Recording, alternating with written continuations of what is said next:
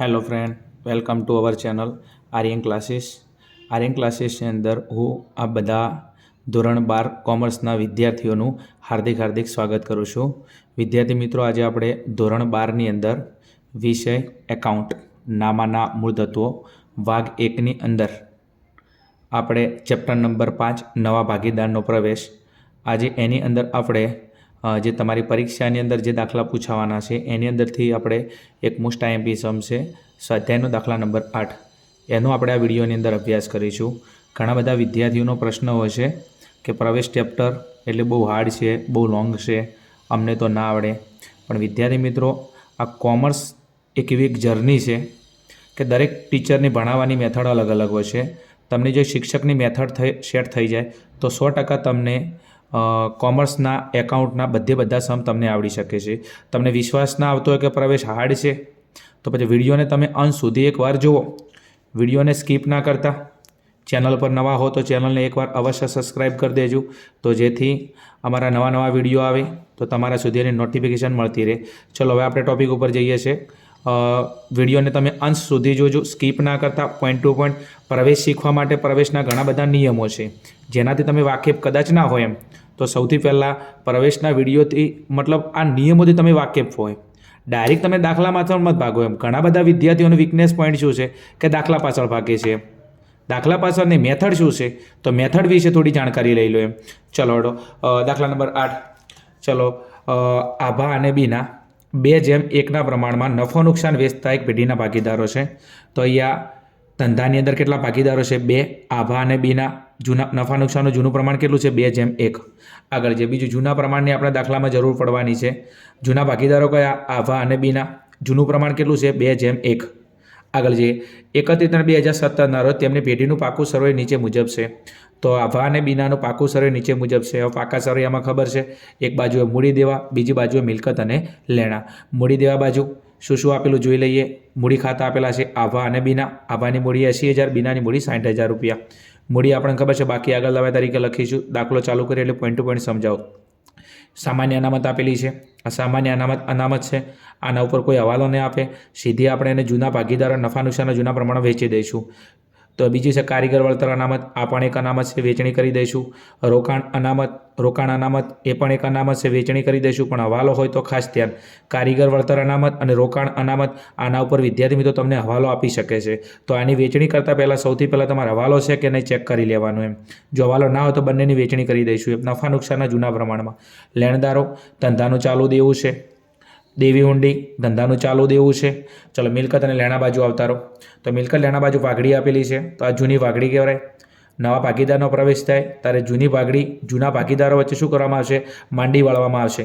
જૂના ભાગીદારો, જૂનું પ્રમાણ ને જૂની વાઘડી. આગળ જમીન મકાન આપેલું છે. મિલકત છે, યંત્રો મિલકત છે આપણી. સ્ટોક પણ આપણી મિલકત છે. દેવાદારો 24,000, કાલખાત અનામત 2,000 રૂપિયા. દેવાદારો ઉપર જો હવાલો હશે કાલખાત અનામતનો તો આપણે ખાસ આને અવશ્ય ધ્યાનમાં લઈશું. બીજું, પ્રવેશ ચેપ્ટરની અંદર લગભગ મોસ્ટ ઓફ બધા જ દાખલાની અંદર દેવાદારનો આ મોમાનો પ્રશ્ન આવશે. તો ખાસ આ દેવાદારો વિશે તમારે બહુ વાકેફ થવું પડશે એમ. ચલો, એના પછી રોકાણો આપેલા છે તમને. રોકડ અને બેંક આપેલ. રોકડ બેંક એ આપણી મિલકત છે. પ્રવેશ વખતે આપણે ખાતું બનાવીશું રોકડ ને બેંક ખાતું, તો એની અંદર બાકી આગળ હવે ઉધાર બાજુ લખીશું એમ, કેમ કે આપણી મિલકત છે. જાહેરાત ઝુંબેશ ખર્ચ અવાસ્તવિક મિલકત છે. નવા ભાગીદારનો પ્રવેશ થાય ત્યારે એને માંડી વાળવામાં આવશે. જાહેરાત ઝુંબેશ ખર્ચ હોય, સંશોધન અને વિકાસ ખર્ચ હોય કે આ 2 થી 3 એવા ખર્ચા છે. અવાસ્તવિક મિલકત છે જેને આપણે માંડી વાળીશું. કયા ભાગીદારો વચ્ચે? જૂના ભાગીદારો વચ્ચે જૂના પ્રમાણમાં. તો એક આપણે આ પાઘડીને માંડી વાળીશું ખાસ. પછી એક આ જાહેરાત ઝુંબેશ ખર્ચને માંડી વાળીશું. ચલો, એના પછી નેક્સ્ટ પ્રવેશના હવાલા, જેનાથી તમને થોડા ઘણું ડાઉટ થાય છે, કન્ફ્યુઝન થાય છે. બીજો, હાલ હવાલા સમજાવતો નથી. દાખલો આવે એટલે પોઈન્ટ ટુ પોઈન્ટ એક સમ અસર આપતી વખતે સમજાવું છું. હવાલામાંથી જેના ઉપર હવાલો હોય ખાસ એ બાકી ઉપર આપણે ટીપ કરવાનું રહેશે. તેઓએ એટલે કોને? આભા અને બીનાએ. કેમ કે જૂના ભાગીદારો કયા છે? આભા અને બીના. તારીખ 1/4/2017થી રૂશિયલને નવા ભાગીદાર તરીકે નીચેની શરતો દાખલ કર્યો. નવો ભાગીદાર ધંધામાં કોણ આવે છે? રૂશિલ. તો આને કહેવાય નવા ભાગીદારનો પ્રવેશ. જૂના ભાગીદારો કોણ હતા? આભા અને બીના. નવું કોણ આવ્યું? રૂશિલ. ચલો હવે ઋષિલ દાખલ થાય છે ત્યારે ધંધાની અંદર ઘણા બધા નિયમો આપેલા છે, ઘણી બધી શરતોનું એને પાલન કરવું પડશે. ચલો કઈ કઈ શરતોનું પાલન છે? તો હવાલા નંબર 1ની અંદર કે ઋષિલ 1 લાખ મૂડી તરીકે, ઋષિલ 1 લાખ મૂડી તરીકે અને 24,000 પાઘડી પેટે લાવશે. હવે નવો ભાગીદાર ધંધામાં આવે તો એને એના ભાગની મિલકત લાવવી પડશે અને એના ભાગની એને પાઘડીની રકમ લાવવી પડશે. તો કોઈ પણ પ્રવેશનો સમ સોલ્વ કરો ત્યારે નવા ભાગીદારને 2 વસ્તુ ખાસ તમારે દાખલામાં ધ્યાન રાખવું પડશે. એક એને લાવવાની મૂડી અને એક એને લાવવાની પાઘડી. એમાં પાઘડીનો પ્રશ્ન દરેક હવાલાની અંદર આવવાનો છે. તો ઋષિલ મૂડી પેટે રોકડા લાવે છે, પાઘડી પેટે રોકડા લાવે છે, કોઈ પ્રશ્ન નથી, એની આમનોંધ લખી સોલ્વ કરી દઈશું. જમીન મકાનની કિંમત 17,000થી વધારવી. જમીન મકાન જે આપણે જૂની પેઢીના ચોપડે પડ્યું છે એને 17,000થી વધારવી, એટલે એમાં કેટલો વધારો કરીશું? 17,000. તો જમીન મકાન ઉપર ટીક કરી નાખું. આ રહ્યું આપણું જમીન અને મકાન. ટીક કરું છું એનો મતલબ આ બાકીના અંદરના કોલમમાં લખીશું. કેમ કે આના ઉપર હવાલો છે એટલા માટે. આગળ નેક્સ્ટ, યંત્રોની કિંમત 32,000 સુધી ઘટાડવી. યંત્રોની કિંમત 32,000 સુધી ઘટાડવી. યંત્રો અંદર કેટલા આપેલા છે વિદ્યાર્થી મિત્રો? 40,000 રૂપિયા. આપણને એવું કહે છે 32,000 સુધી ઘટાડવી. તો 40,000 હતા, હવે રાખવાના કેટલા છે? 32,000 રૂપિયા આવે એટલે સમજાવું. યંત્રો ઉપર હાલ ટીક કરી નાખું છોડા માટે. ચલો દેવાદારો પર 10% ઘાલખાત અનામત. હમણાં કીધું હતું મોમાં ઉપર હવાલો આપશે, તો એક કામ કરો, દેવાદારો ઘાલખાત અનામત, તો દેવાદારો ઉપર ટીક કરી નાખો. આર્યા દેવાદારો અંદરના કોલમમાં લખીશું કેમ કે હવાલો છે. 5મા નંબરનો હવાલો, નહીં ચૂકવેલ વીજળી ખર્ચ માટે 1,100ની જોગવાઈ કરવી. નહીં ચૂકવેલ વીજળી ખર્ચ માટે 1,100ની જોગવાઈ કરી. એટલે વીજળી ખર્ચ આપણે ધંધામાં ચૂકવ્યો નથી અને એને હવે આપણે ચૂકવવો પડશે, તો કેટલી જોગવાઈ કરીશું? 1,100 રૂપિયાની જોગવાઈ કરીશું. બીજું આ અંદર ના હોય, આને આપણે આમનો જ લખીને ખતમણી કરીશું એમ. ચલો નેક્સ્ટ, 5મા નંબરમાં આપણે ડાયરેક્ટ ખતમણી કરવાની થશે, આમનો જ લખીશ. 6 નંબરનો મેઇન પ્રશ્ન, ત્રણેય ભાગીદારોનું નવું નફા નુકસાનનું પ્રમાણ 2:1:2. તો નવું પ્રમાણ તમને આપેલું છે ખાસ. તો આપણે જોડે બંને પ્રમાણ થઈ ગયું, જૂનું પ્રમાણ બી થઈ ગયું, નવું પ્રમાણ બી થઈ ગયું. જૂનું પ્રમાણ કેટલું હતું? 2:1. નવું પ્રમાણ કેટલું છે? 2:1:2. તો વિદ્યાર્થી મિત્રો ખાસ આપણે નવા પ્રમાણની જરૂર પડવાની છે. ચલો હવે આપણે દાખલાની શરૂઆત કરીએ. ચલો પ્રવેશની અંદર અમુક એવા પાયાના નિયમો છે જેનાથી તમારે વાકેફ થવું પડશે. પહેલાં કીધું હતું, હાલ બી કહું. તો આપણે પહેલું કામ શું કરીશું? બાકી ખેંચી લઈશું. શું કરીશું? બાકી ખેંચી લઈશું. હવે બાકી કોની હોય? તો એક હોય મૂડી ખાતાની, એક કોની હોય? મૂડી ખાતાની, અને એક હોય રોકડ અને બેંક ખાતાની. ચલો એક મૂડી ખાતું છે, તો મૂડીની હંમેશા જમા બાકી હોય, કેમ કે ધંધામાં દેવું છે. મૂડી ધંધા માટે શું ગણાય? દેવું ગણાય. તો મૂડીને મૂડી દેવા બાજુ બાકી આગળ લાવ્યા તરીકે લખીશું. અને બીજું રોકડ અને બેંક તમને આપેલું છે 2,000 રૂપિયા. ચલો તો હવે નેક્સ્ટ આપણે ખાતા તૈયાર કરેલા છે. પહેલા નંબરની અંદર પ્રવેશની અંદર તૈયાર કરીશું પુનઃમૂલ્યાંકન ખાતું. બીજા નંબરની અંદર ભાગીદારોના મૂડી ખાતા. ત્રીજા નંબરની અંદર આપણે તૈયાર કરીશું રોકડ અને બેંક ખાતું. પહેલા નંબરમાં ખાતું કયું આવશે? કોઈ પણ સમ આવે, પુનઃમૂલ્યાંકન ખાતું. બીજા નંબરમાં ભાગીદારોના મૂડી ખાતા અને ત્રીજા નંબરમાં આપણે તૈયાર કરીશું રોકડ અને બેંક ખાતું એમ. ચલો અને એના પછી આપણું નેક્સ્ટ ચોથા નંબરનું ખાતું અથવા પત્રક પાકું સરવૈયું, જે આપણા દાખલાનો મેન આધાર. ચલો પાકા સરિયાની અંદર મૂડી દેવા, રકમ, મિલકત અને લેણા. ચલો હવે નેક્સ્ટ શરૂઆત ક્યાંથી કરીશું પ્રવેશની અંદર? તમે થોડું મને જણાવો તો મજા આવે. પ્રવેશની શરૂઆત ક્યાંથી કરીશું આપણે? બાકીથી. ક્યાંથી કરીશું? બાકીથી. તો સૌથી પહેલાં આપણે મૂડી ખાતા બનાવેલા છે, ભાગીદારોના મૂડી ખાતા. તો મૂડી ખાતાની 2 બાજુ હોય, એક બાજુ હોય ઉધાર અને એક બાજુ હોય જમા. ચલો તો મૂડી ખાતાની જમા બાજુ જઈ અને આપણે મૂડીની તમને બાકી આપેલી છે, અહીંયા તમે જોઈ શકો છો. મૂડી ખાતા આભા અને બીના. ચલો આભાની કેટલી મૂડી છે? 80,000. બીનાની કેટલી મૂડી છે? 60,000 રૂપિયા. તો આભા અને બીનાના કોલમમાં કેટલા લખીશું? 80 અને 60,000 રૂપિયા. બીજું મૂડી હંમેશા શરૂની હોય, તો એને બાકી આગળ લાવ્યા, અને મૂડીની જમા બાકી હોય તો મૂડી ખાતાની જમા બાકી જઈ અને અહીંયા આપણે લખીશું બાકી આગળ લાવ્યા. આભાના કોલમમાં કેટલા? 80,000 રૂપિયા. બીનાના કોલમમાં કેટલા? 60,000 રૂપિયા. ઋષિલમાં ડેશ, કારણ કે ઋષિલ એ નવો ભાગીદાર છે, એ ધંધામાં હોય નહીં. જૂની મૂડી કોની હોય? જૂના ભાગીદારોની.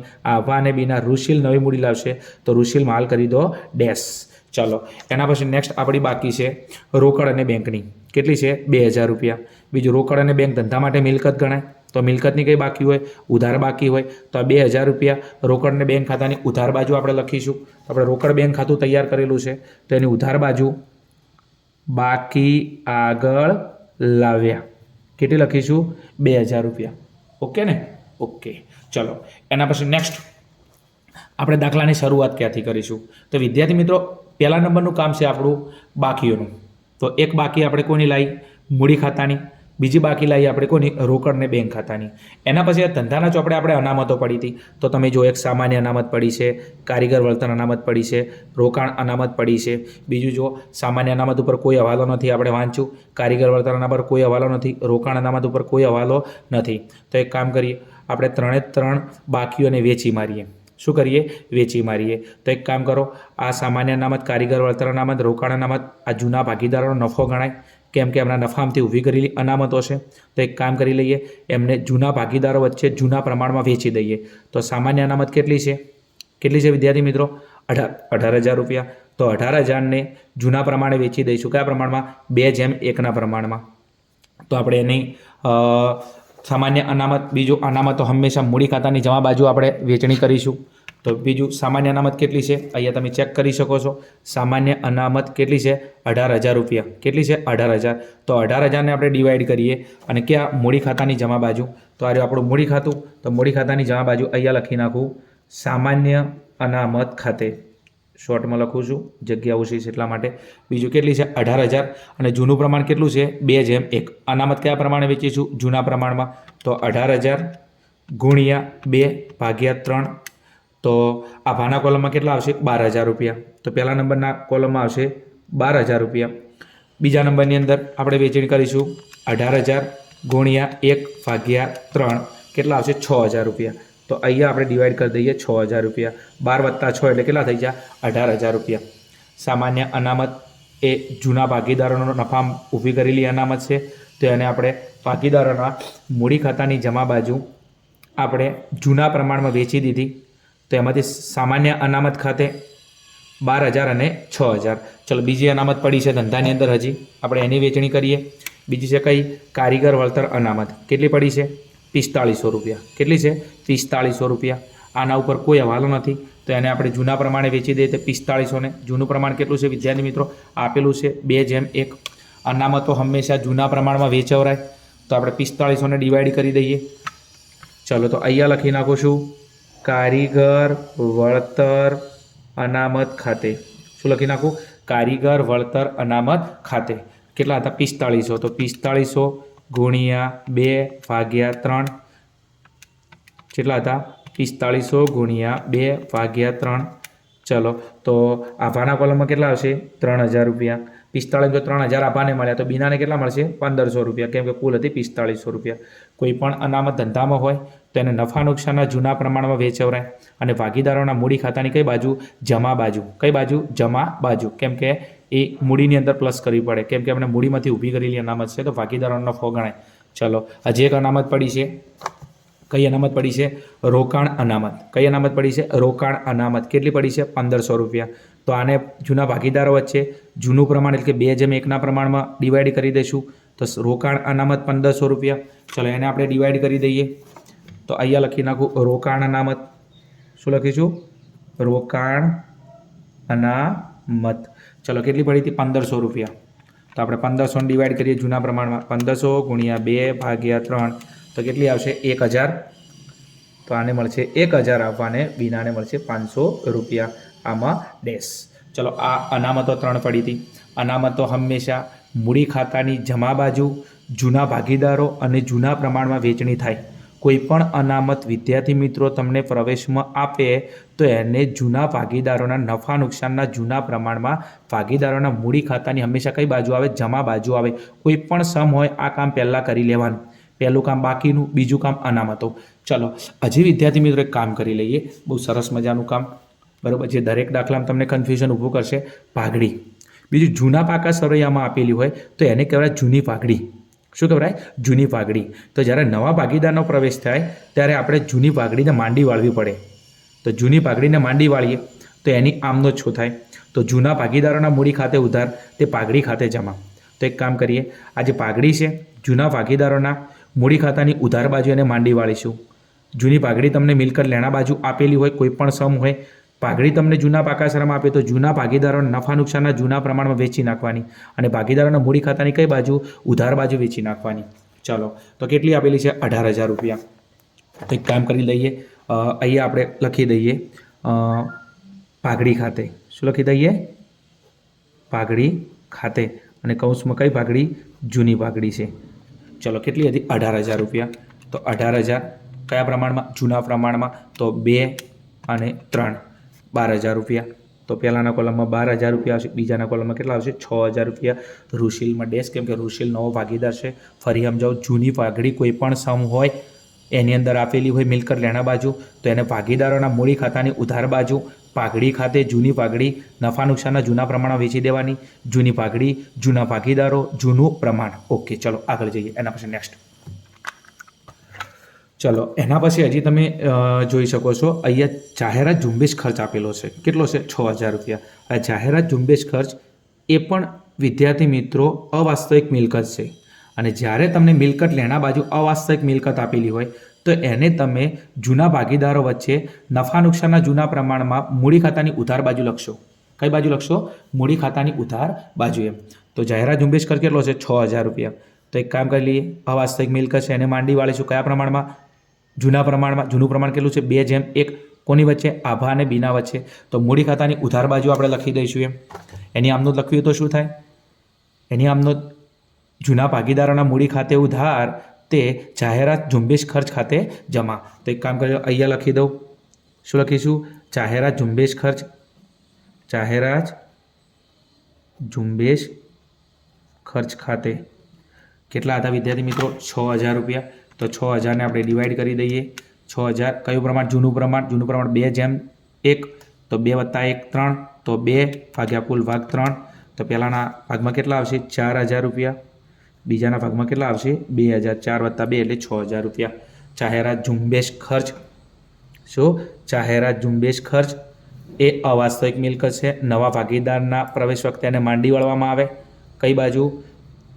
ભાગીદારોના મૂડી ખાતાની ઉધાર બાજુ. કયું પ્રમાણ? જૂનું પ્રમાણ 2:1. ચલો એના પછી આપણે નેક્સ્ટ હવે હવાલા ઉપર ફોકસ કરવાનું છે. પહેલું કામ આપણે ક્યાંથી શરૂઆત કરી? પહેલું કામ આપણે બાકી ખેંચી. બીજા નંબરમાં અનામતો આપણે નફા નુકસાનના જૂના પ્રમાણમાં જૂના ભાગીદારો વચ્ચે ડિવાઈડ કરી નાખી. મૂડી ખાતાની જ્યાં બાજુ. એના પછી જૂની પાઘડી માંડીવાળી જૂના પ્રમાણની અંદર જાહેરાત ઝુંબેશ ખર્ચ જૂના ભાગીદારોના નફા નુકસાનના જૂના પ્રમાણમાં મૂડી ખાતે ઉધાર કરી નાખ્યું. હવે એના પછી નેક્સ્ટ તમારે નવા ભાગીદાર જે મૂડી અને પાઘડી લાવે છે આપણે એને સોલ્વ કરીશું. ચલો આવડો. તો અહીંયા તમને આપેલું છે હવાલા ઉપર જઈએ. હવે ખાસ રૂશિલ 1 લાખ મૂડી તરીકે અને 24,000 પાઘડી પેટે રોકડા લાવશે. રૂશિલ 1 લાખ મૂડી તરીકે અને 24,000 પાઘડી પેટે રોકડા લાવશે. ચલો તો હવે આપણે ગણતરી ઉપર જઈએ ખાસ, કેમ કે હવે ગણતરી કરવી પડશે દાખલાની અંદર. તો સૌથી પહેલાં વિદ્યાર્થી મિત્રો આપણે દાખલાની શરૂઆત કરીએ. તો એના પહેલાં અહીંયા 2 પ્રમાણ લખી દઈએ દાખલાની અંદર. એક લખી દઈએ જૂનું પ્રમાણ. જૂનું પ્રમાણ તમને આપેલું હતું કેટલું? 2:1. અને અહીંયા લખી દઉં નવું પ્રમાણ. નવું પ્રમાણ તમને કેટલું આપેલું હતું? 2 દાખલાની અંદર આપેલું જ છે નવું પ્રમાણ 2:1:2. 2:1:2. ચલો બીજું ખાસ કે આ 2:1 છે તો અહીંયા 3 ભાગીદારો હતા. કયા? પહેલાં એક હતો આભા, એક બીના અને હવે ત્રીજા નંબરમાં આ જે ભાગ હશે કોનો હશે? ત્રીજા નંબરમાં એ હશે વિદ્યાર્થી મિત્રો નવો ભાગીદાર કોણ આવ્યું હતું? રૂશિલ. તો યાદ રાખજો તમને આ રીતના નવું પ્રમાણ આલે તો 2 ભાગીદારો તો હતા જ, આભા અને બીના. તો ત્રીજા નંબરમાં કોનો ભાગ હશે? રૂશિલનો. તો રૂશિલનો ભાગ કેટલો હશે? 2 અને 3, 3 ને 2 5. તો રૂશિલનો ભાગ 2/5. તો છેલ્લા નંબરમાં કોણ હશે? રૂશિલ. તો રૂશિલ માટે લઈ લઈએ આપણે S. તો રૂશિલનો ભાગ કેટલો હશે? નવા ભાગીદારનો 2 અને કુલ ભાગ 5. તો અહીંયા લખી નાખું નવા ભાગીદાર રૂશિલનો ભાગ કેટલો હશે? 2/5. જ્યારે પણ તમને નવું પ્રમાણ આલે તો ત્રીજા નંબરમાં કયો ભાગીદાર હશે? એ હર હંમેશા નવો ભાગીદાર હશે. 2:1 એટલે એ આપણો પહેલાં આભા, બીના અને ત્રીજા નંબરમાં રૂશિલ હશે. ચલો હવે આપણે પહેલો હવાલો સોલ્વ કરીએ છીએ. રૂશિલ 1 લાખ રૂપિયા મૂડી તરીકે અને 24,000 પાઘડી પેટે રોકડા લાવશે. તો રૂશિલ ધંધામાં 1 લાખ મૂડી અને 24,000 પાઘડી પેટે. તો 1 લાખ વત્તા 24,000 એટલે કેટલા? 1,24,000 રૂપિયા. તો ધંધામાં કુલ કેટલા લાવશે? 1,24,000. હવે ધંધામાં રૂશિલ લાવે તો ધંધામાં રોકડ આવે કે જાય? આવે. રોકડ આવે તો ઉધાર. માલ મિલકતનો નિયમ છે, આવે તો ઉધાર, જાય તો જમા. તો 1 લાખ મૂડી તરીકે, 24,000 પાઘડી તરીકે. તો ધંધામાં કુલ રોકડ કેટલી આવશે? 1,24,000 રૂપિયા. ચલો તો અહીં આપણે આમનું જ લખી દઈએ પહેલી. ચલો પહેલી આમનું શું લખીશું? રોકડ ખાતે ઉધાર. શું લખીશું? રોકડ ખાતે ઉધાર. ચલો ધંધામાં કુલ રોકડ કેટલી આવી? 1,24,000 રૂપિયા. એમાંથી શું શું લાયા? રુશીલ લાયો મૂડી પેટે, તો રુશીલના મૂડી ખાતે, તો અહીંયા લખી નાખું રુશીલના મૂડી ખાતે. ચલો મૂડી પેટે કેટલા લાયા? તો રુશીલ 1,00,000 રૂપિયા. અને બીજું 24,000 પાઘડી પેટે. નવો ભાગીદાર પાઘડી પેટે પૈસા લાવે તો એને પાઘડીના પ્રીમિયમ ખાતે જમા કરીશું. ફરી નવો ભાગીદાર પાઘડી પેટે પૈસા લાવે તો એને પાઘડીના પ્રીમિયમ ખાતે જમા કરીશું. તો અહીંયા લખી નાખું પાઘડીના પ્રીમિયમ ખાતે. ચલો પાઘડીનું પ્રીમિયમ કેટલા લાવ્યા? તો 24,000 રૂપિયા. તો તમે જોઈ શકો છો 1,00,000 વત્તા 24,000 રૂપિયા. તો ધંધામાં કુલ રોકડ કેટલી આવી? 1,24,000 રૂપિયા. ચલો હવે આને ખતમણી કરી દઈએ. રોકડ ખાતું બનાવેલું છે તો રોકડ ખાતાની ઉધાર બાજુ 1,24,000 રૂપિયા. રોકડ ખાતા વિરુદ્ધમાં કેટલા ખાતા છે? 2.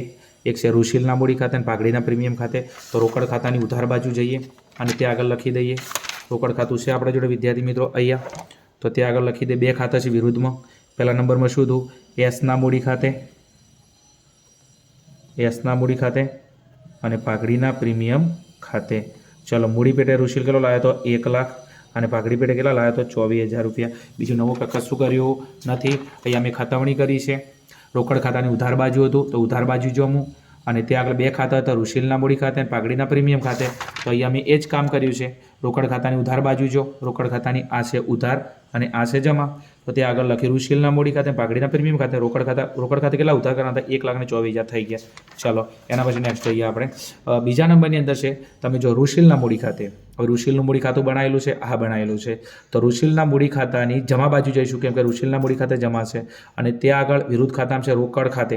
પણ રકમ કેટલી? 1,00,000 રૂપિયા કેમ કે રુશીલના મૂડી ખાતે 1,00,000 જમા કરવાના છે. તો રુશીલના મૂડી ખાતાની જમા બાજુ વિરુદ્ધ ખાતાના રોકડ ખાતે. તો રુશીલનું મૂડી ખાતું છે આપણા જોડે તો અહીંયા જમા બાજુ જઈ અને ત્યાં આગળ શું લખીશું? રોકડ ખાતે. શું લખીશું? રોકડ ખાતે. પણ કોના કોલમમાં? રુશીલના કોલમમાં. કેટલા લાવ્યો રુશીલ? 1,00,000 રૂપિયા. તો અહીંયા લખી દઉં 1,00,000 રૂપિયા. ચલો આગળ જઈએ નેક્સ્ટ. હવે બીજા નંબરમાં છે પાઘડીના પ્રીમિયમ ખાતે. શું છે? પાઘડીના પ્રીમિયમ ખાતે. હવે પાઘડીનું જે પ્રીમિયમ છે આ 24,000 રૂપિયા ખાસ. હવે એને તમારે સમજવાનું છે. તો આ પાઘડીનું પ્રીમિયમ જે નવો ભાગીદાર લાવે છે એને જૂના ભાગીદારો ત્યાગના પ્રમાણમાં લઈ લેશે. કયા પ્રમાણ લે છે? ત્યાગના પ્રમાણમાં. તો હવે વિદ્યાર્થી મિત્રો આપણે ત્યાગના પ્રમાણની જરૂર પડશે. તો અહીંયા હું ગણતરી કરું કોની? ત્યાગના પ્રમાણની. કોની ગણતરી કરું? ત્યાગના પ્રમાણની. તો અહીંયા ગણતરી કરી લઈએ આપણે ત્યાગના પ્રમાણની ગણતરી. ચલો ત્યાગના પ્રમાણનું વિદ્યાર્થી મિત્રો સૂત્ર છે. ના ખબર હોય તો આની આગળ આપણને ચેપ્ટર આપેલું હતું પુનર્ગઠન નામનું એમ. તો એની અંદર ત્યાગનું પ્રમાણ લાભનું પ્રમાણ આવતું હતું. તો ત્યાગના પ્રમાણનું સૂત્ર લખી દઈએ કે ત્યાગનું પ્રમાણ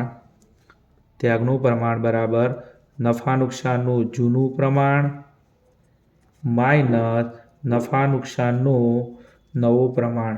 આ એનું સૂત્ર છે. ત્યાગના પ્રમાણનું સૂત્ર શું છે? ત્યાગનું પ્રમાણ બરાબર નફા નુકસાનનું જૂનું પ્રમાણ માઇનસ નફા નુકસાનનું નવું પ્રમાણ. તો હવે એક કામ કરી દઈએ. આપણે કોનો ત્યાગનું પ્રમાણ શોધવાનું છે? જૂના ભાગીદારોનું. ત્યાગનું પ્રમાણ કોનું હોય? જૂના ભાગીદારોનું. તો જૂના ભાગીદારો કોણ હતા? આભા અને બીના. કોણ હતું? આભા. અને બીજા નંબરમાં કોણ હતું? બીના. ચલો હવે પહેલા નંબરમાં બીજું ત્યાગના પ્રમાણમાં જૂનામાંથી નવું બાદ કરવાનું. ત્યાગનું પ્રમાણ કહેતો જૂનામાંથી નવું બાદ કરવાનું અને લાભનું પ્રમાણ કહેતો નવામાંથી જૂનું બાદ કરવાનું. બીજું પ્રવેશનો કોઈ પણ દાખલો હશે એની અંદર તમારે ત્યાગનું પ્રમાણ શોધવું પડશે અને ત્યાગના પ્રમાણનું સૂત્ર શું છે? જૂના પ્રમાણમાંથી નવું પ્રમાણ બાદ કરવાનું. ચલો હવે જૂનું પ્રમાણ આપણે જોડે છે કેટલું છે? 2:1. તો 2 + 1 કુલ ભાગ કેટલા? 3.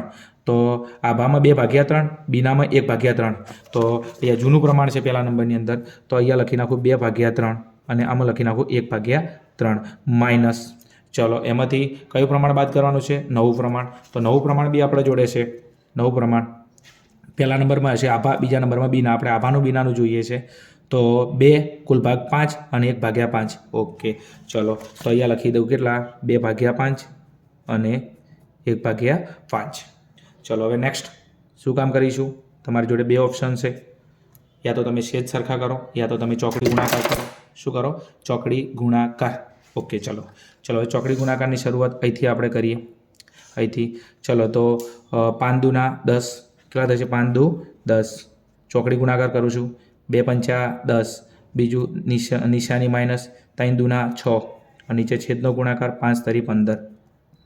ચલો બાદ બાકી થશે 10માંથી 6 બાદ કરો કેટલા વચ્ચે? 4. તો 4/15.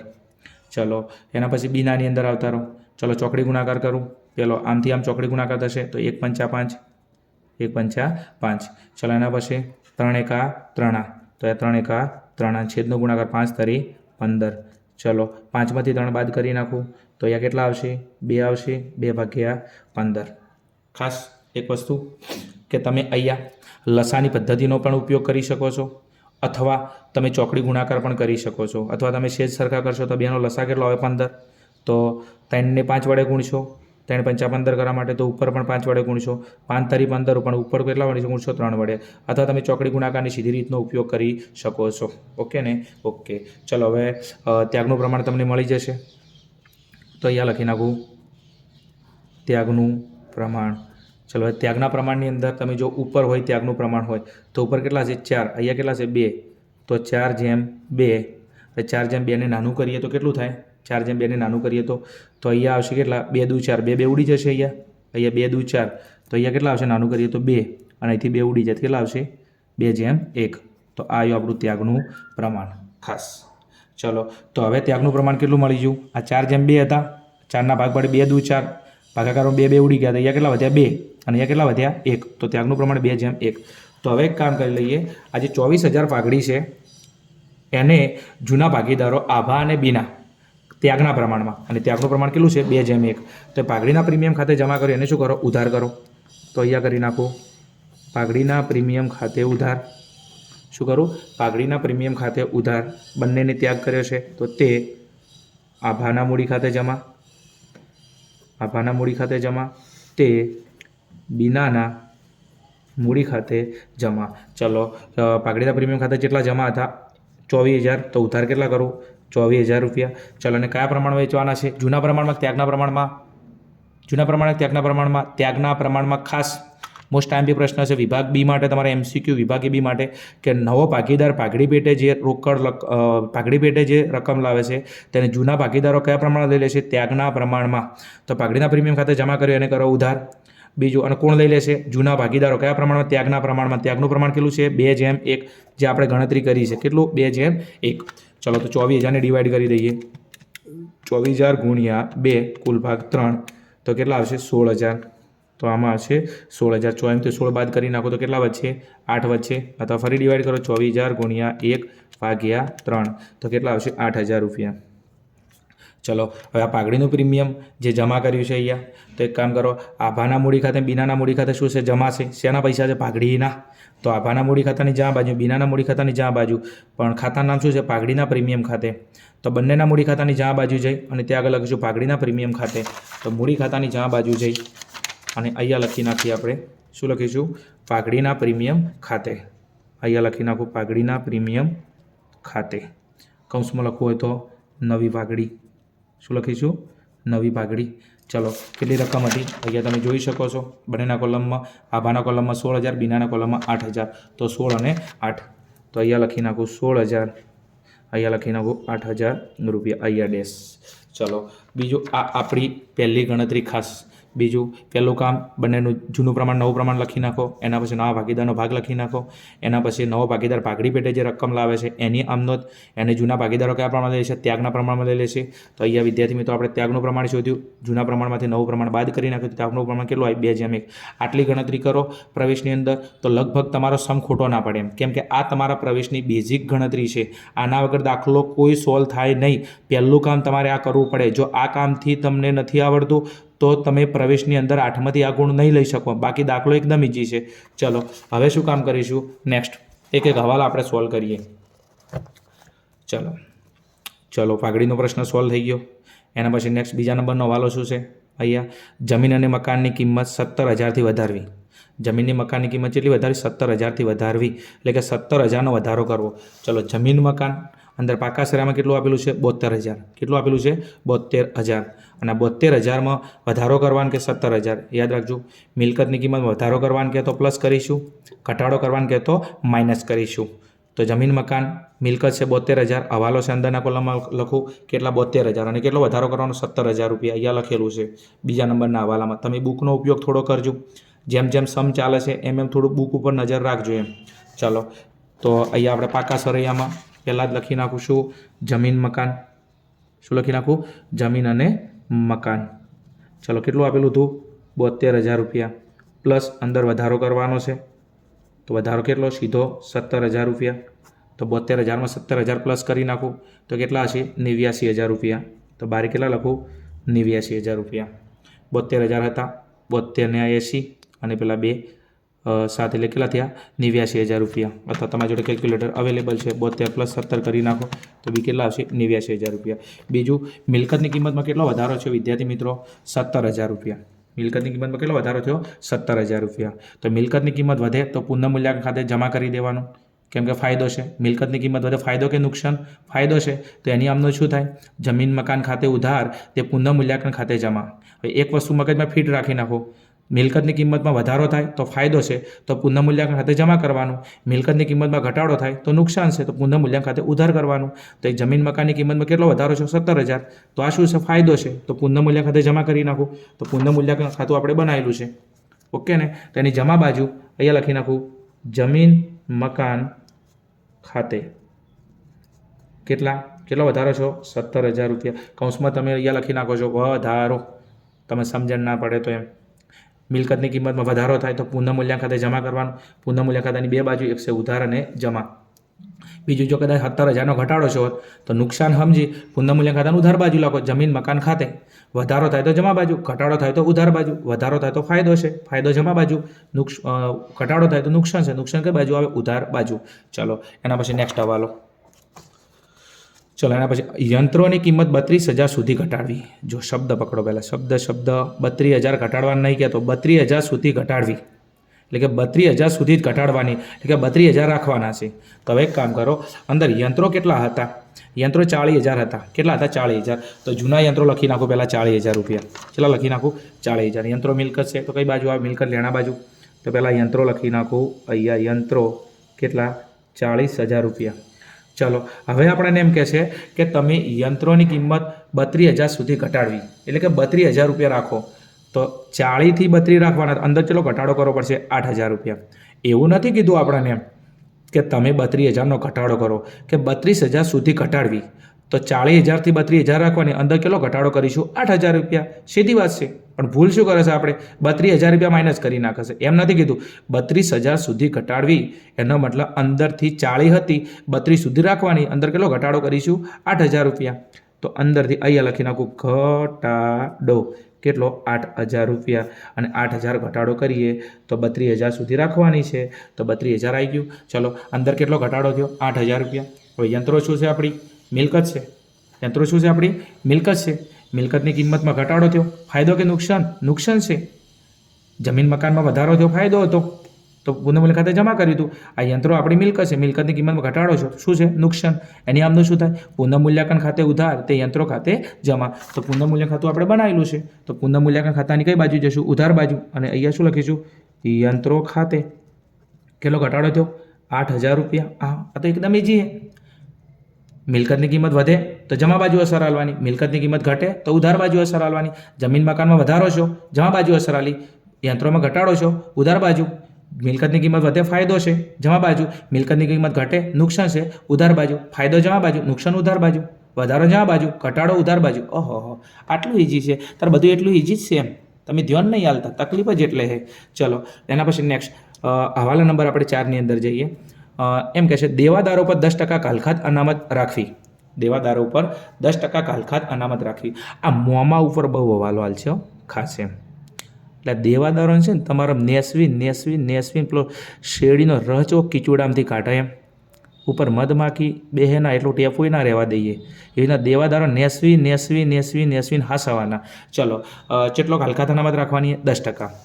ચલો દેવાદાર અંદર કેટલા પડ્યા? 24,000 રૂપિયા. કેટલા છે? 24,000 રૂપિયા.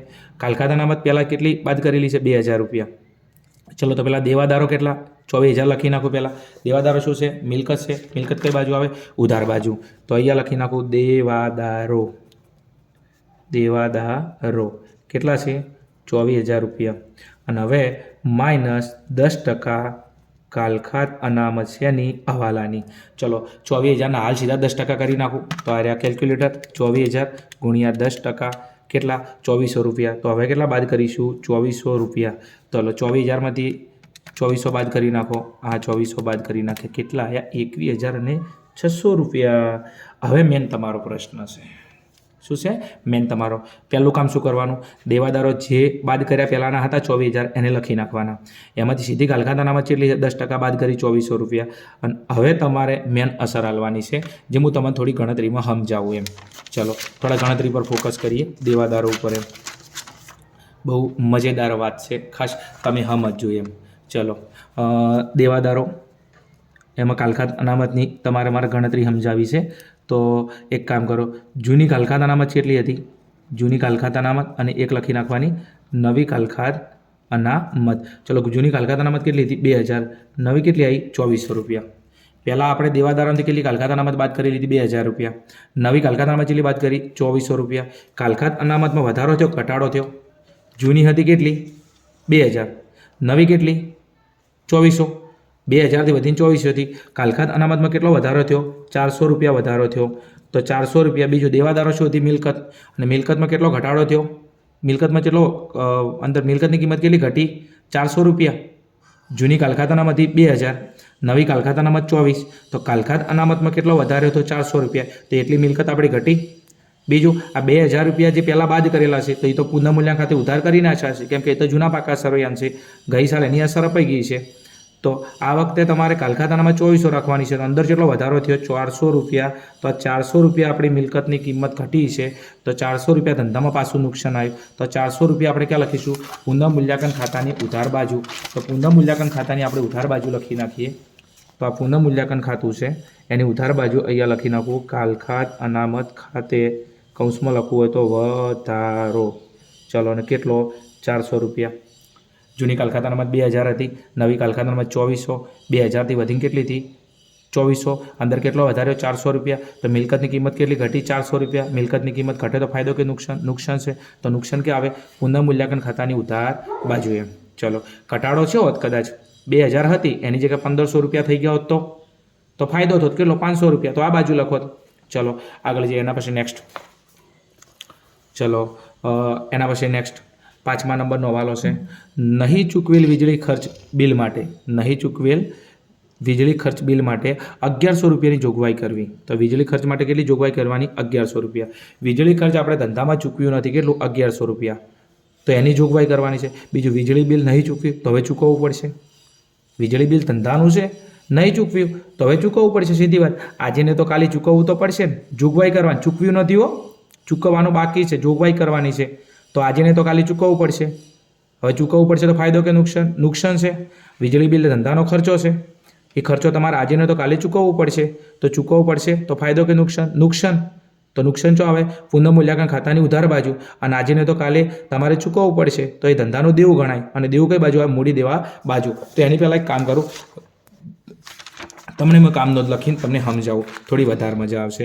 ચલો વીજળી બિલ કેટલું ચૂકવવાનું બાકી છે? 1600 રૂપિયા. તો એની આમનું શું થાય? પુનઃમૂલ્યાંકન ખાતે ઉધાર તે નહીં ચૂકવેલ વીજળી બિલ ખર્ચ ખાતે જમા. કેટલા? 1600 અને 1600 રૂપિયા.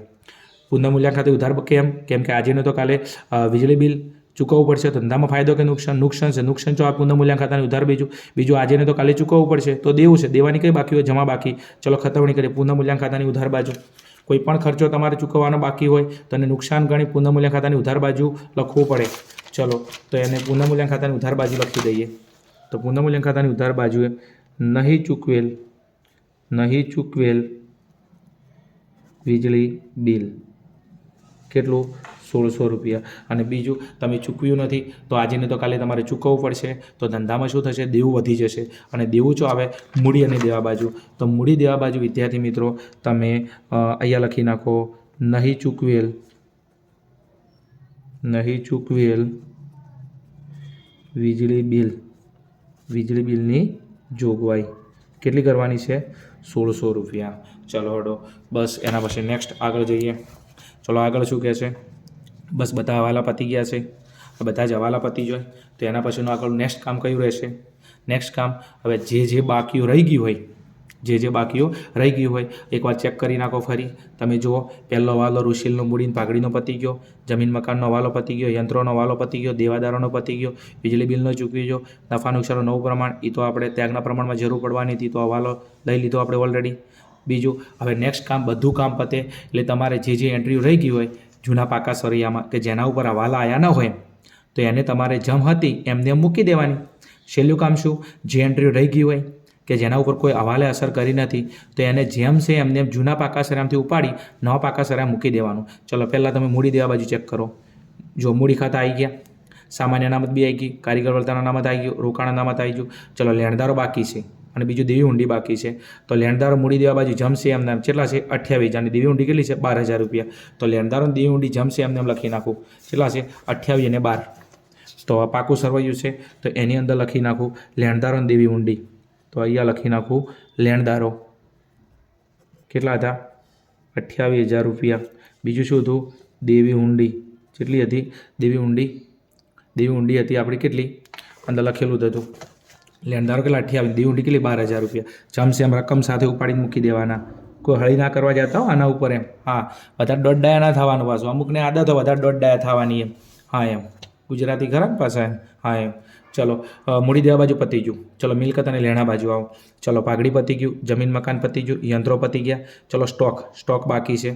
તો સ્ટોક કેટલો છે 36,000 રૂપિયા. તો આ સ્ટોક 36,000 રૂપિયા જમશે એમને મૂકી દઈએ. ચલો સ્ટોક 36,000 રૂપિયા. તો સ્ટોક અહીંયા લખી નાખું કેટલો 36,000 રૂપિયા. ચલો સ્ટોક કેટલો છે 36,000 રૂપિયા. ચલો સ્ટોક લખી દીધો. એના પછી કોઈ અસર. નેક્સ્ટ ચલો દેવાદારો આવી ગયા.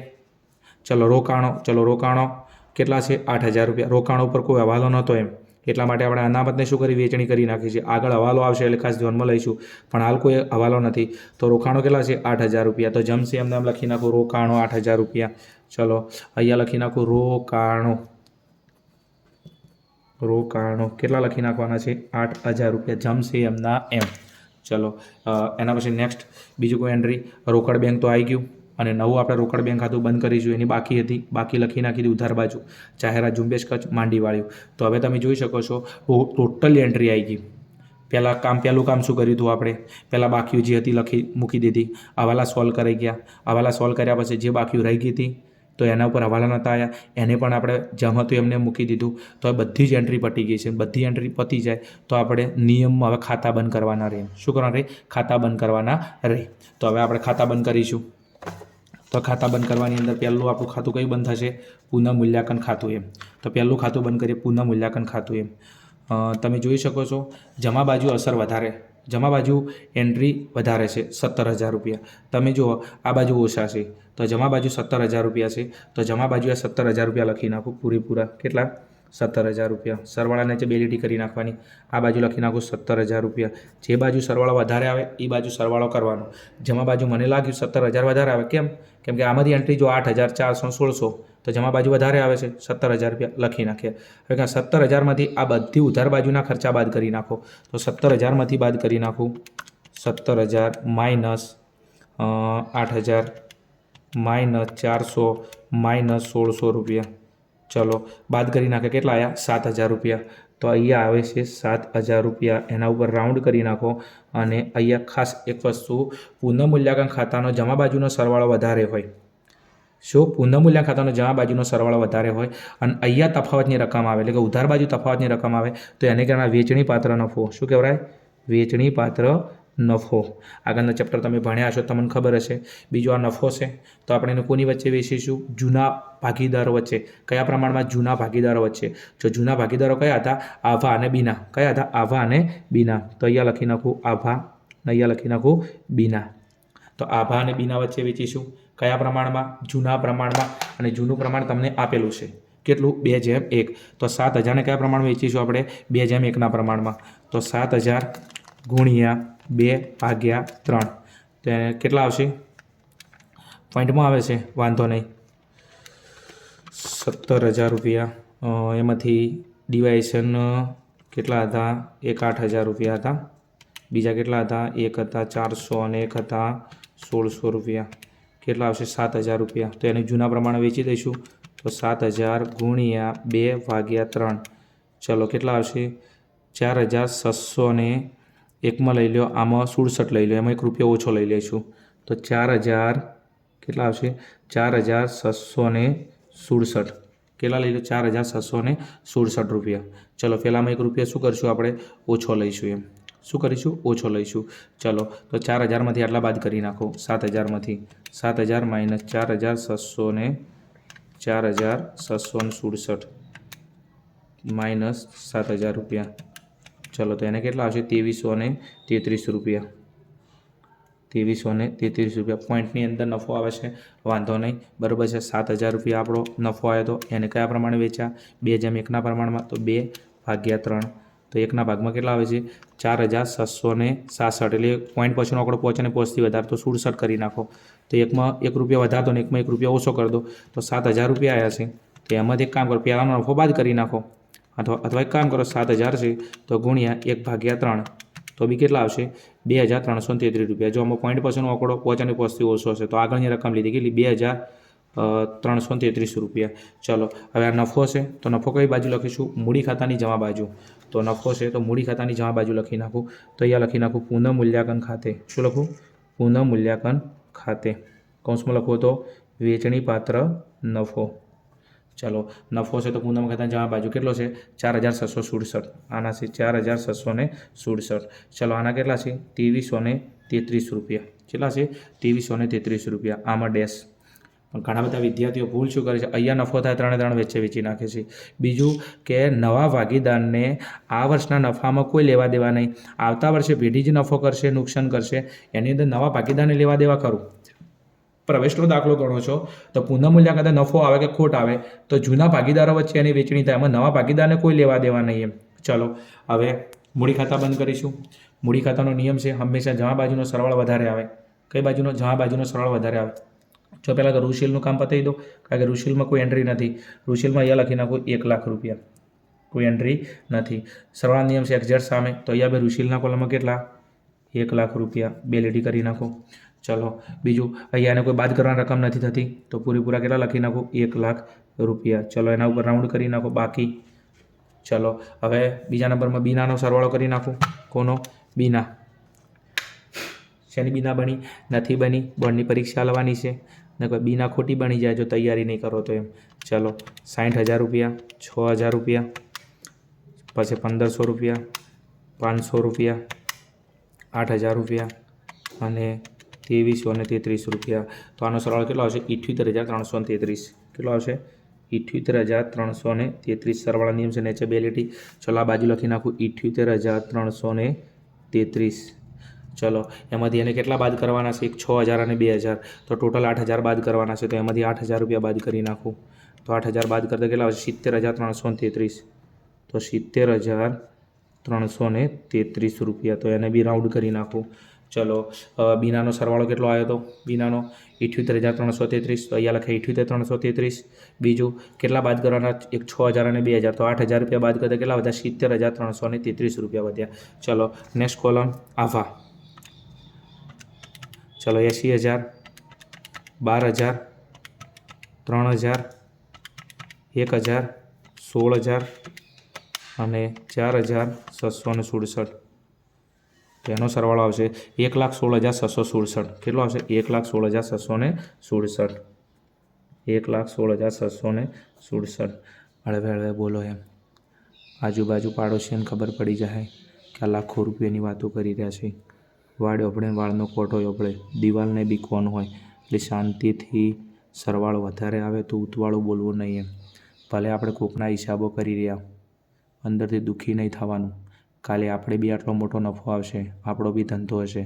કોમર્સ બહુ મજેદાર લાભ લાઈન છે. કેમ? આખો દાડો પૈસાની જ વાતો કરીએ છીએ એટલે શાંતિ બોલવાનું કોઈ ખબર ના પડી જાય. ચલો 1,16,667. તો આ બાજુ કેટલા લખું? 1,16,667. ચલો એને કેટલા બાદ કરવાના થશે? 12,000 અને 4,000 તો એને 16,000 બાદ કરવાના થશે. તો એમાંથી 16,000 રૂપિયા બાદ કરી નાખું ઉધાર બાજુ. તો એના કેટલા વચ્ચે? 1,06,67. કેટલા વચ્ચે? 1,06,67. બીજું કે આ બાજુ બાકી આગળ લાવ્યા તો એને કરા શરૂની બાકી અને અહીંયા આ બાજુ આવે એને કહેવાય આખરની બાકી, અને આખરની બાકીને કહેવાય શરૂની બાકીને કહેવાય બાકી આગળ લાવ્યા, આખરની બાકીને કહેવાય બાકી આગળ લઈ ગયા. શું કહેવાય? બાકી આગળ લઈ ગયા. ચલો, મૂડી ખાતાની આખરની બાકી ક્યાં આવશે? પાકા સરવૈયામાં. મૂડી ખાતાની આખરની બાકી ક્યાં આવે? પાકા સરવૈયામાં. કઈ બાજુ? મૂડી અને દેવા બાજુ એમ. શરૂમાં એને કહેવાય બાકી આગળ લાવ્યા, અહીંયા જે બાકી નીકળે એને કહેવાય બાકી આગળ લઈ ગયા. તો જે બાકી આવી કેટલી આવી? 1,667, 70,333 અને 1 લાખ. તો આ મૂડી ખાતા ત્રણે ત્રણના ક્યાં લઈ જઈશું? પાકા સરવૈયામાં. કયા પાકા સરવૈયામાં? નવા પાકા સરવૈયામાં. તો નવા પાકા સરવૈયાની અંદર આપણે શરૂઆત પહેલી લીટીની અંદર અહીંયા લખી દેવાનું મૂડી ખાતા. શું? મૂડી ખાતા. કોના કોના? આભા, બીના અને નવો ભાગીદાર કોણ આવી ગયું? ઋષિલ. તો આભા, બીના અને ઋષિલ. ચલો, આભાની મૂડી કેટલી? 1,667. કેટલા હતા? 1,667. 1,667. ચલો, બીનાના કેટલા હતા? 70,333. કેટલા હતા? 70,333. અને ઋષિલના કેટલા હતા? 1 લાખ રૂપિયા. ઋષિલના કેટલા હતા? 1 લાખ. આ ત્રણની બાકી લઈ જો, નવું કોઈ નથી કરતો. અહીંયા કોબરા હાફના માથે કોઈ હું સંદનનો સોડલો નથી કરતો, ખાલી બાકી જ લઈ જાઉં છું. આ જે છે એને ક્યાં લખું? મૂડી દેવા બાજુ. આના કેટલા? 1,667. આના કેટલા છે? 70,333. આના કેટલા છે? 1 લાખ રૂપિયા. તો અહીંયા લખી નાખું કેટલા? 1 લાખ રૂપિયા. ચલો, હવે શું કરવાનું છે? સરવાળો કરવાનો છે. કોનો? ત્રણે ત્રણનો. આ બાકી તમે અહીંયા પણ લખી શકો છો, અથવા તમે 3 બારે લખી અહીંયા એક સરવાળો લઈ શકો છો. એમ તમને જેમ મજા આવે એમને એમ. તમારા સ્કૂલની અંદર કદાચ આ રીતના લખતા હશે, 3 બાકી બારે, તોય તમે લખી શકો છો, અથવા તમે આ 3નો સરવાળો કરીને બારે પણ લઈ શકો છો. ચલો, સરવાળો કરી નાખું. કેટલા છે? 1,667 પ્લસ 70,333 પ્લસ કેટલા છે? 1 લાખ. તો સરવાળો કેટલો આવશે? 2,71,000 રૂપિયા. તો આ બધાનો સરવાળો કેટલો આવ્યો? 2,71,000 રૂપિયા. ત્રણે ત્રણની મૂડી 2,71,000 રૂપિયા. હવે શું કામ કરવાનું છે? બસ પાકા સરાના બે બાજુના સરવાળા કરવાના છે.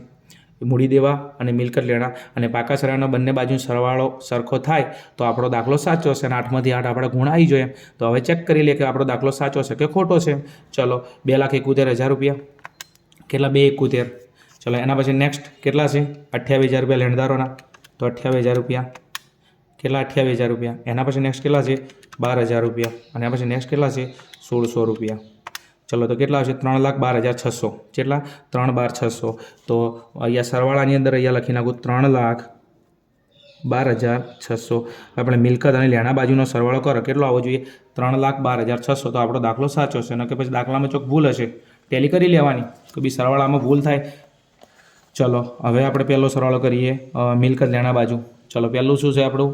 જમીન મકાન 89,000 રૂપિયા. ચલો, બીજા નંબરમાં છે 32,000 રૂપિયા. પછી 36,000માં સ્ટોક છે 36,000 રૂપિયા. રોકાણો છે કેટલા? 8,000 રૂપિયા. અને દેવાદારો કેટલા છે? 21,600. કેટલા છે? 21,600. વિદ્યાર્થી મિત્રો, એક કામ રહી જાય છે ખાસ. આપણે રોકડ બેંક ખાતું આપણે બંધ નથી કર્યું. ખાસ જુઓ, શું? રોકડ બેંક ખાતું બંધ નથી કર્યું, કેમ કે આપણી મિલકત છે. જો રોકડ બેંક ખાતું બંધ કરો, મિલકત છે, રોકડ. બીજું ખાસ, કોઈ પણ સમ સોલ્વ કરો તો રોકડ અને બેંક ખાતાનો તમારે ઉધાર બાજુનો સરવાળો પહેલાં કરવાનો. કારણ રોકડ બેંક એ આપણી મિલકત છે. મિલકતની કંઈ બાકી હોય, ઉધાર બાકી હોય, તો આનો સરવાળો કરી દઈએ. આ 1 લાખ અને આ 24,000. તો 1,24,000 અને 2,000 રૂપિયા. તો કેટલા હતા? 1,26,000 રૂપિયા. તો આનો સરવાળો કરી નાખું 1,26,000 રૂપિયા. 1,26,000 રૂપિયા. રોકડને બેંક ખાતું ભૂલવાનું નહીં હો. જો હાલ આપણે ભૂલી ગયા હતા એમ, પરીક્ષાની હાલ ભૂલશો જ વાંધો ને, પરીક્ષામાં ના ભૂલતા એમ. ચલો, સરવાળાનો નિયમ શું છે?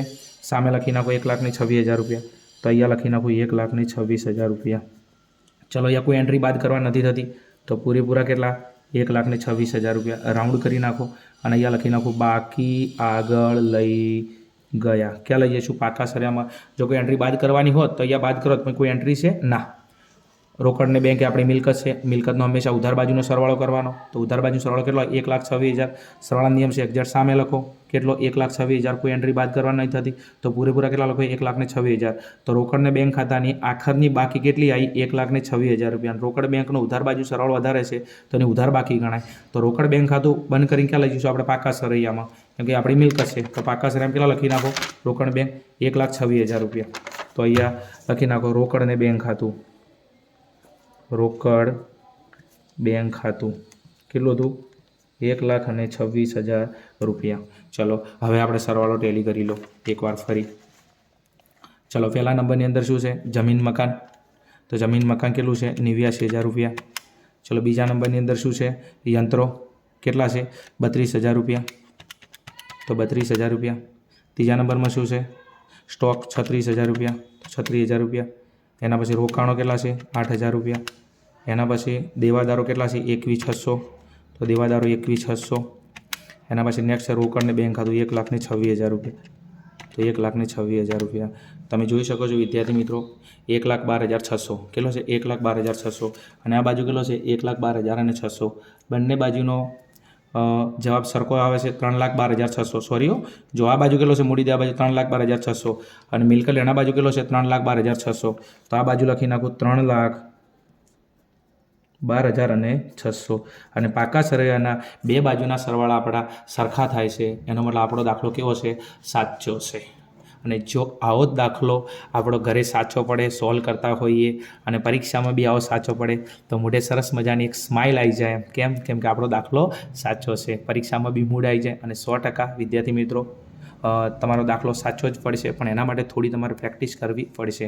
કેમ કે કોમર્સ વિશે તમારે પ્રેક્ટિસ માગશે.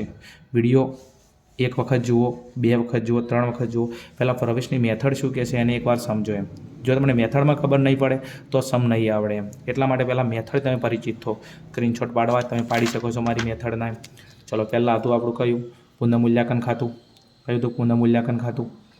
બીજા નંબરની અંદર શું હતું આપણું? ભાગીદારોના મૂડી ખાતા. ત્રીજા નંબરમાં કયું છે આપણું? રોકડ અને બેંક ખાતું. ત્રીજા નંબરમાં કયું છે આપણું? રોકડ અને બેંક ખાતું. એના પછી આપણું કયું હતું નેક્સ્ટ ખાતું? પાકું સરવૈયું. કયું હતું? પાકું સરવૈયું એમ. તો આ હતું આપણું પાકું સરવૈયું. અને પાકા સરવૈયાની અંદર બંને બાજુના સરવાળા અહીંયા તમે જોઈ શકો છો કેવા છે? 3,12,600, 3,12,600. એના પછી આપણે થોડી ગણતરીની અંદર ખાસ તમારું ત્યાગનું પ્રમાણ તમારી જોડે અવેલેબલ હોવું જોઈએ. શું હોવું જોઈએ? ત્યાગનું પ્રમાણ તમારી જોડે. એના પછી ત્યાગના પ્રમાણની ગણતરી પાઘડી અંગેની આમનોંધ. બસ આટલી વસ્તુ તમારા પ્રવેશની અંદર હોવી જોઈએ. વિડીયો સારો લાગ્યો હોય તો વિદ્યાર્થી મિત્રો અમારી ચેનલ આર્યન ક્લાસીસને સબસ્ક્રાઈબ કરજો. વિડીયોને લાઇક કરજો, શેર કરજો. તમારા જે મિત્રો છે જે ધોરણ 12 કોમર્સની અંદર ભણે છે એમને કદાચ કોમર્સની અંદર તકલીફ હોય તો આપણી ચેનલ અવશ્ય એમના સુધી ફોરવર્ડ કરજો. મળીશું નવા વિડીયોની અંદર. ત્યાં સુધી જોતા રહો અમારી ચેનલ આર્યન ક્લાસીસ. તથાસ્તુ.